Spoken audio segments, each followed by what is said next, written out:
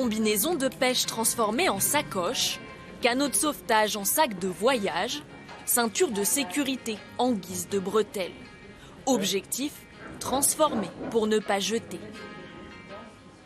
Ça va plutôt bien ensemble. Ouais, et puis elle a l'air vraiment résistante celle-là. Dans les cartons aujourd'hui, de la toile de montgolfière. On va la transformer en housse vélo. Donc on vient faire des grands rectangles. Donc avec les montgolfières, c'est une matière hyper légère. Ça permet d'avoir une housse qui est ultra light et qui ne nous encombre pas. Des objets reconditionnés pour leur matière première, upcyclés pour réutiliser au maximum et transformés au minimum.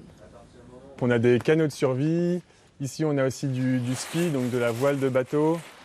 Là, un autre exemple, on vient de recevoir des chutes de tentes d'un fabricant de tentes qui est basé à Dunkerque. Ici, la moitié des déchets revalorisés proviennent des entreprises de la région. L'envie, c'est de faire des produits les plus éco-responsables possibles. Et ça passe aussi par le plus local. Et donc, on va chercher toujours la solution la plus proche, que ce soit pour découper, nettoyer la matière, et ensuite aussi pour coudre.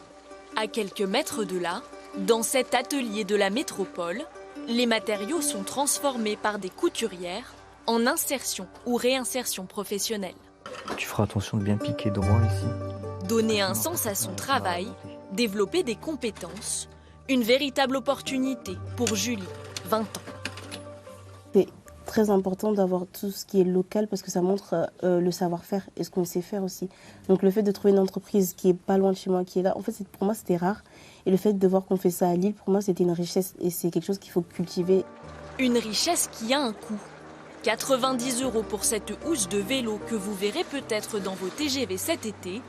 Le prix d'une production Made in Hauts-de-France.